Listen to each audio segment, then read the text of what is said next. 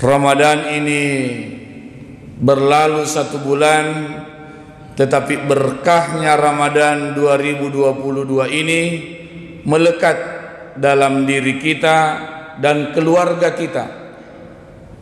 Jadi meskipun udah selesai Ramadannya, tapi berkahnya tetap kita raih. Tentu dengan amal ibadah yang kita tingkatkan kualitas dan kuantitasnya. Allah berfirman, tatajafa junubuhum anil madaji yad'una rabbahum khawfan wa tama'a wa mimma razaqnahum yunfikun. Kata Allah, lambung-lambung mereka jauh dari tempat tidur.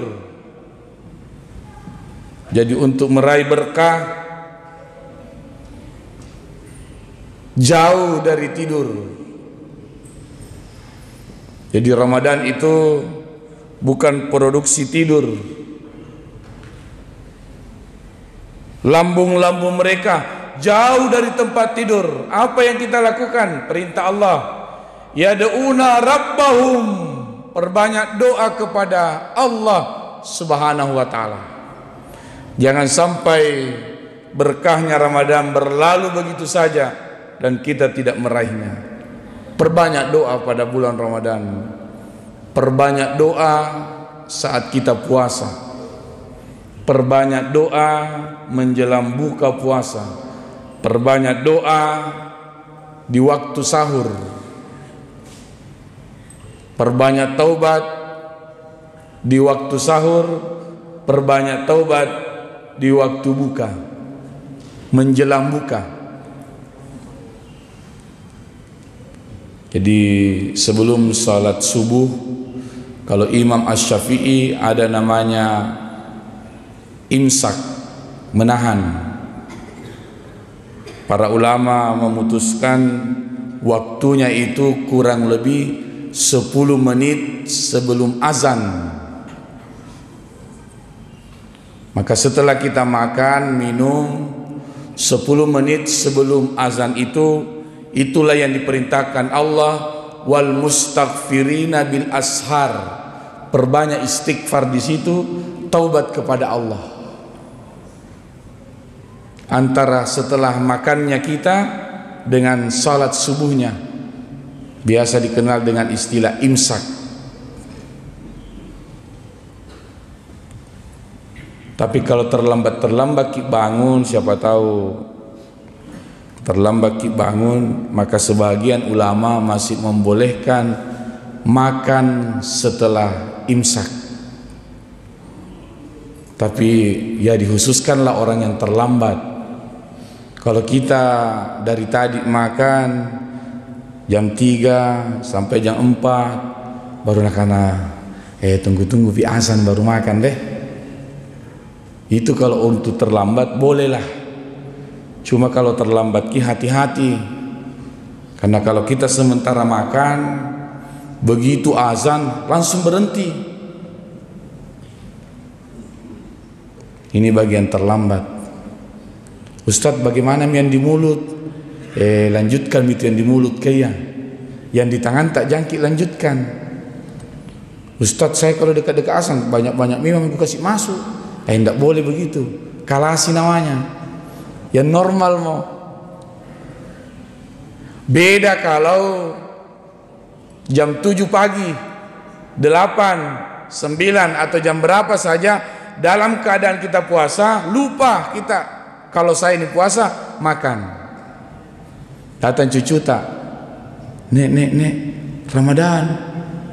Begitu diingat kalau kita puasa, maka jangankan di tangan, di mulut dikeluarkan. Ustadz, bagaimana minumnya? Nasu paleko, nasi sama gitu ya pasti. Tidak boleh minum. Dikeluarkan yang di mulut kalau kita dalam keadaan puasa dan kita ingat kalau kita ini sedang puasa. Tapi yang ada di perut tidak dikeluarkan. Daletan itu. Jadi kalau mau banyak dalet bulan Ramadan, banyak-banyak kita lupa. Tapi ini lupa tidak bagus yang begini.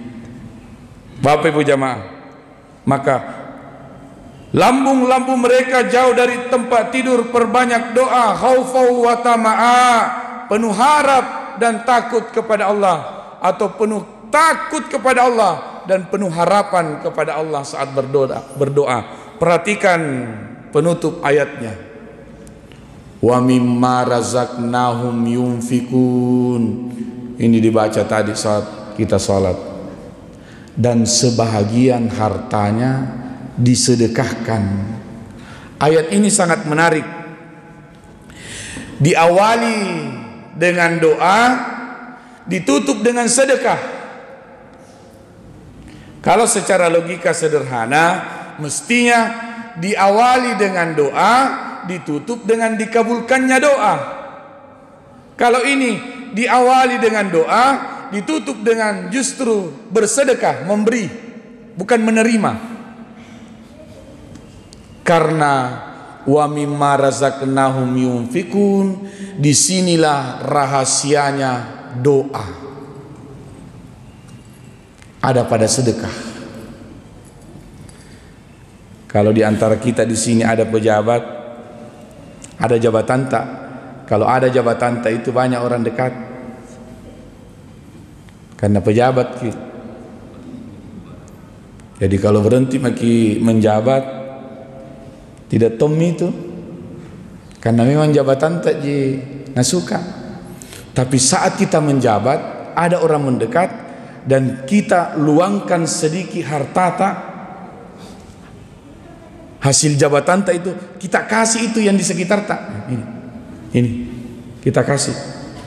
Semua yang kita kasih itu akan berkata, baik namamu ini orang, selama dia menjabat selalu dapat sesuatu dari orang itu. Kata baik namamu ini orang, itulah rahasianya doa. Sebenarnya dia sedang berdoa kepada Allah, ya Allah ya Rabb, ada hambamu di sini orang yang baik. Itulah yang kita minta setiap hari. Rabbana atina fid dunya hasanah. Kebaikannya dunia. Kalau orang di sekitar kita mengatakan baik namamu ini orang, nah biar keliling kita mengatakan saya ini orang baik. Tapi kalau di sekitar tak mengatakan siapa bilang baik, maka rahasianya doa ada pada sedekah. Kita bertetangga, setiap ada kelebihan harta kita kasih tetangga, apakah berupa makanan apa saja, kita saling memberi. Setiap pemberian tak itu tetangga akan mengatakan, weh selama saya tetangga dengan ini bapak, dengan ini ibu, baik namamu ini tetanggaku. Kata baik namamu ini tetanggaku, itulah rahasianya doa. Tapi kalau semua di sekeliling tak mengatakan apa itu jelek sekali, bawahan tak mengatakan apa itu jelek sekali, tetangga tak mengatakan jelek sekali, maka kata-kata jelek sekali itu juga doa buat kita. Tidak ada kebahagiaan buat kita. Maka ditutuplah dengan sedekah. Bahkan di ayat lain dikatakan fawailul lil musallin alladzina hum an salatihim sahun. An itu penggunaan kata an itu di luar salat. Jadi neraka wail untuk orang yang salat diancam oleh Allah, yaitu orang-orang yang lalai dalam salat. Kelalaian di sini kelalaian di luar salat. Artinya masalah waktu salat, kadang salat, kadang tidak. Subuh tidak salat, subuh salat, duhur salat, dia belum konsisten. Tetapi kalau sudah ada keinginan untuk taubat kepada Allah pada bulan Ramadan ini, maka Allah akan ampuni. Tapi perhatikan penutup ayatnya. Wa yamna'unal ma'un, dan dia enggan berbagi. Al-ma'un itu harta yang sedikit. Kalau harta yang banyak disebut dengan al-mal. Makanya disebut zakat mal, karena zakat mal itu sudah banyak harta. Kalau al-ma'un berbagi yang sedikit-sedikit. Buka puasa ki. Di sini Ustaz ada disiapkan buka puasa. Ada, alhamdulillah. Biasanya itu kalau kita cepat datang di center-center memang nih. Wah, ini lengkap, ini ada micin. Wah, kayaknya kalau saya duduk di sini lengkaplah sebentar ini saya punya buka puasa. Duduklah kita di situ. Tidak lama kemudian ada orang datang terlambat, atau mungkin tamu, orang lewat, di situ mak singgah, buka deh karena cantik sekali masjidnya, pasti itu makanan enak toh. Singgahlah di situ. Tapi karena sudah ada di dekat orang yang terlambat di sudut sana mami, kita bilang, siapa suruh kau terlambat? Wa yamna'unal ma'un, berbagi sedikit. Karena kita sudah lebih dari satu di situ. Serahkan Tommy, ambil bagi juga ini. Jadi jangan kita mengatakan siapa duluan. Jangan memang aku terlambat. Berbagi. Itu namanya wa yamna'unal ma'un. Di sini alhamdulillah saya lihat banyak anak muda. Banyak anak muda saya lihat. Berbagi itu bukan hanya berupa harta. Masuk ke toilet. Ini kalau anak muda mau masuk toilet, menoleh ke belakang dulu. Kalau ada orang tua kita lihat, sapa-sapa dulu itu. Tapi Pak, siapa tahu kita mau duluan. Karena orang tua. Karena daya tahannya itu orang tua menahan, tidak terlalu kuat cepat keluar. Kalau dia menahan. Beda kalau masih muda-muda, kuat itu menahan. Kalau orang tua dalam medis itu kalau mau buang air kecil tidak terlalu kuat, makanya siapa tahu kita. Kalau dia mengatakan kita mau baru itu namanya juga berbagi. Ustadz, saya mau masuk toilet, menoleh ke belakang, 5 orang tua semua mati mijaya. Nah saya setengki kalau begini, ya maksudnya sesekali lah. Maksudnya kita ini masih bisa menahan. Itu bagian dari berbagi. Wa yamna'unal ma'un. Kaum muslimin dan muslimat rahimakumullah. Pada bulan Ramadan ini salah satu amalan yang rutin kita lakukan adalah membaca Al-Quran, karena memang itu sunnahnya. Syahrul Ramadan unzila fihil Quran. Bulan Ramadan diturunkan Al-Quran. Maka dianjurkan kita banyak membaca Al-Quran.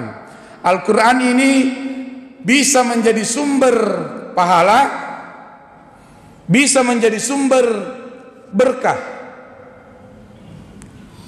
Konsepnya kalau sumber pahala, semakin banyak kita baca, semakin banyak pahala. Sedikit kita baca, sedikit pahala. Tidak kita baca, tidak ada pahala. Itu kalau konsepnya pahala. Yang kedua, Al-Quran ini sumbernya berkah. Wa haza kitabun, kata Allah. Dan inilah kitab Al-Quran. Anzalnahu mubarakan. Kuturunkan untuk kalian, kata Allah, menjadi sumber berkah.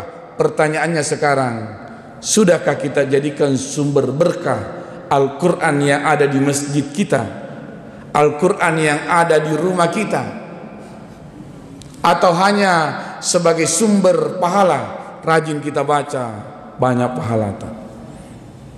Kalau Al-Quran ini mau dijadikan sumber pahala, sedikit konsepnya berbeda. Tapi yang punya Al-Quran bisa saya buka ini? Bisa saya. Kalau konsep berkah, yaitu konsep istiqomah. Apa itu istiqomah? Yaitu dalam bahasa Indonesia terus menerus, continue. Misalnya, Ustadz, saya mau continue membaca Al-Quran setiap hari satu surah Al-Baqarah. Itu di majelis taklim saya sampaikan. Ibu-ibu, kita sepakat sekarang buat grup membaca Al-Quran setiap hari satu surah, surah Al-Baqarah. Ada yang tenang-tenang dilihat, ada yang senyum-senyum, ada yang tak kinta. Itu yang senyum-senyum, saya tanya, kenapa ki senyum-senyum? Nah, karena alhamdulillah Ustaz, saya biasa mak baca itu. Yang satu yang senyum-senyum, kenapa ki senyum-senyum? Alhamdulillah bisa aja nanti. Nah kira itu Al-Baqarah pendek, makanya dia senyum-senyum. Oh gampang gitu, kayak Iqra bismi rabbik wadduha. Padahal Al-Baqarah lebih dari 200 ayat. Susah itu. Satu hari itu Al-Baqarah. Kalau begitu turun-turun sedikit. 1 juz 1 hari. 1 juz itu rata-rata 10 lembar, berarti 20 halaman kurang lebih. Ustadz, saya kodong masih mau kak menawar-menawar. Bolehlah, karena bilang malaikat, kayaknya kalau Makassar suka mentum menawar. Itu kodong kalau masuk penjual di sini, penjual ikan, penjual sayur, baru masuk gerbang istighfar memang, astagfirullah, astagfirullah. Nah borongi kak sebentar ibu-ibu ini suka mentum menawar. Jangankan jual-jualan, usia kita tawar-tawar kepada Allah. Fayaqula rabbi laula akhartani ila ajalin qarib. Maka berkatalah orang-orang yang sudah dekat ajalnya, ya Allah ya Rabb, andai bisa kodong ditambah-tambah umurku, andai bisa kodong ditunda kematianku. Kita tawar-tawar itu usia. Apa kita minta kepada Allah? Fa asaddaq wa akum minas salihin. Baru mak kodong mau bersedekah, mau tomak jadi orang yang saleh, mau ikut salat tarawih, salat subuh berjamaah, dengarkan ceramah, mau semua mina lakukan itu amal saleh, tapi tidak ada lagi daya untuk berbuat itu karena sudah di depan mata itu kematiannya. Nauzubillah.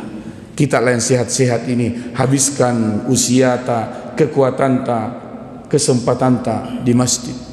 Syukur kita masih diberi Allah.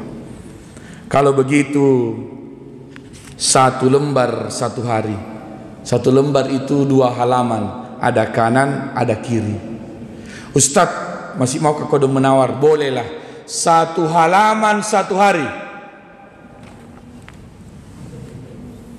Ustadz, masih bolehkah tawar-tawar itu kodong? Bolehlah. 1 ayat 1 hari.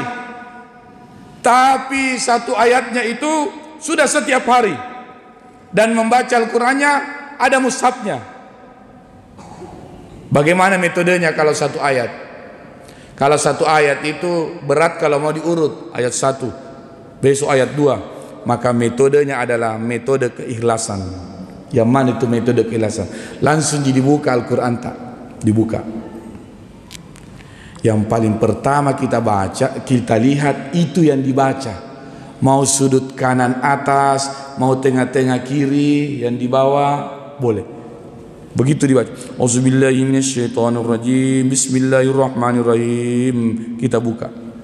Baca maki. Yang paling pertamanya kita lihat 1 ayat. Auzubillahi minasyaitonirrajim. Bismillahirrahmanirrahim.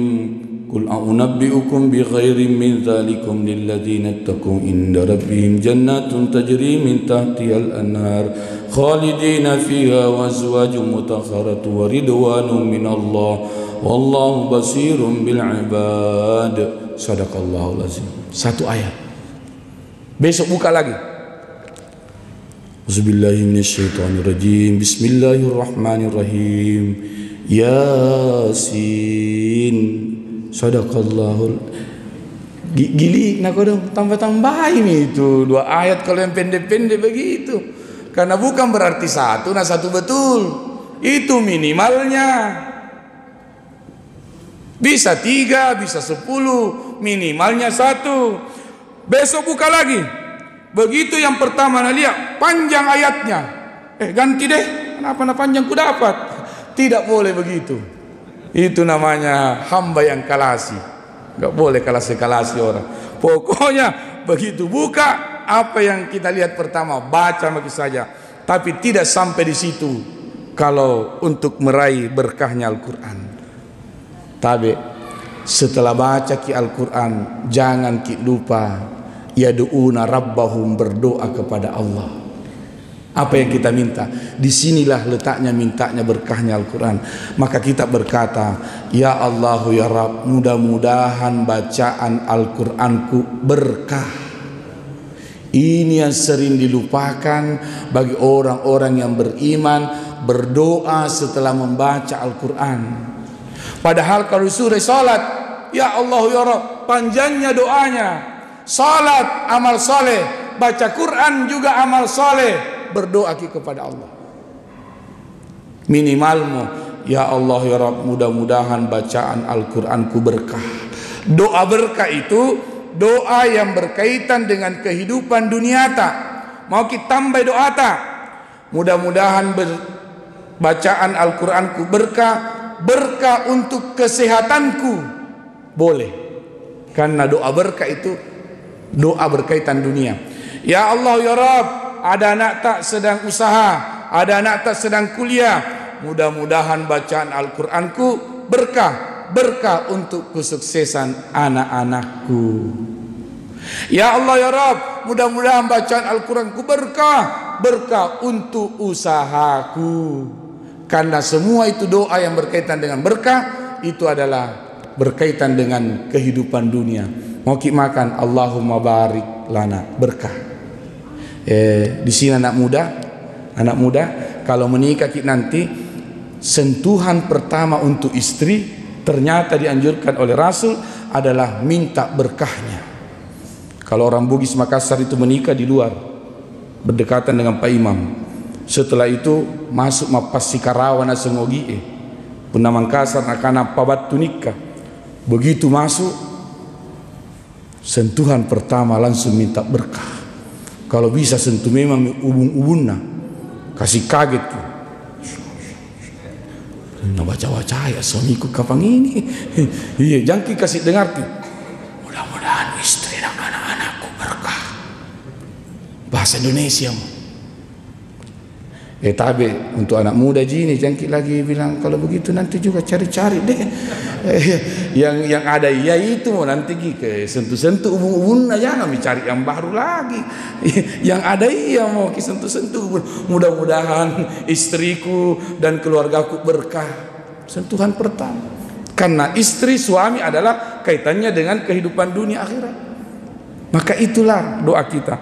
Bapak Ibu jamaah, mudah-mudahan amal ibadah yang kita lakukan jangan pernah lupa minta berkahnya. Sedekah dianjurkan oleh Rasul kalau kita terima sedekah. Habis pengurus masjid begitu menerima sedekah apapun bentuknya, jangan lupa doakan mudah-mudahan sedekah tak berkah. Aisyah istri Rasulullah SAW pernah memberi sedekah, kemudian yang menerima itu mengatakan mudah-mudahan berkah. Disampaikan kepada Rasul, wahai Rasulullah saya sedekah, dan yang menerima sedekah itu mengatakan mudah-mudahan berkah. Kata Rasul, itulah doa yang paling tepat saat kita menerima sedekah. Istri Rasul Aisyah. Jadi kalau istri Rasul itu namanya Aisyah, panjang A-nya Aisyah. Kalau Aisyah itu BTP. Aisyah BTP itu. Kalau istri Rasul bukan Aisyah tapi Aisyah. Istri Rasul Hadijah bukan Hadijah. Itu Maros itu. Hadijah itu. Putri Rasul Fatimah bukan Fatimah. Sinja itu. Iya, jadi bedakan istri Rasul, putri Rasul dengan yang sama namanya di sini.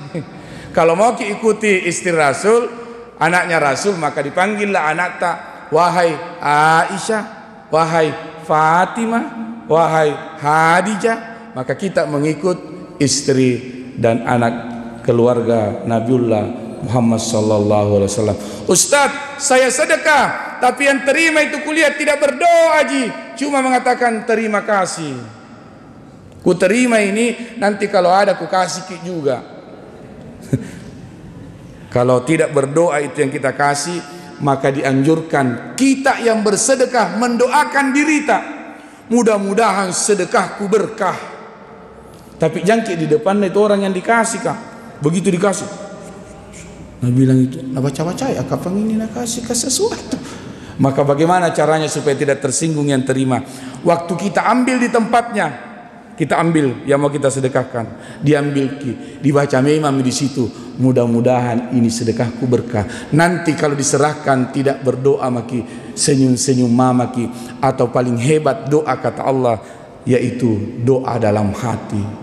Waskur rabbak fi nafsika, kata Allah, ingatlah Allah dalam dirimu, berdoalah kepada Allah dalam dirimu. Meskipun doa tidak diucapkan lisan, tapi hati tak mengatakan mudah-mudahan sedekahku berkah, itu tembus kepada langit. Doa-doa yang kita baca, doa yang kita baca dari lubuk hati paling dalam. Mudah-mudahan bermanfaat untuk kita semua. dan menjadi bahan pertimbangan kita bisa amalkan dalam kehidupan sehari-hari, menjadi sumber berkah ibadah yang kita lakukan, supaya kita rasakan memang apa yang kita lakukan, ibadah yang kita kerjakan, karena berkah itu didapat memang di dunia. Kalau akhirat disebut dengan pahala, itu yang disebut Allah, falanuhiyannahu hayatan thayyibah, akan kuberikan kepada kalian kehidupan yang lebih baik. Berkah itu yang disebut dengan hayatan thayyibah, kehidupan lebih baik. Wala najziyannahum ajrahum bi ahsani ma kanu ya'malun, dan aku akan berikan balasan di hari akhirat, itulah yang disebut dengan pahala. Wallahu waliyul muttaqin. Wassalamualaikum warahmatullahi wabarakatuh.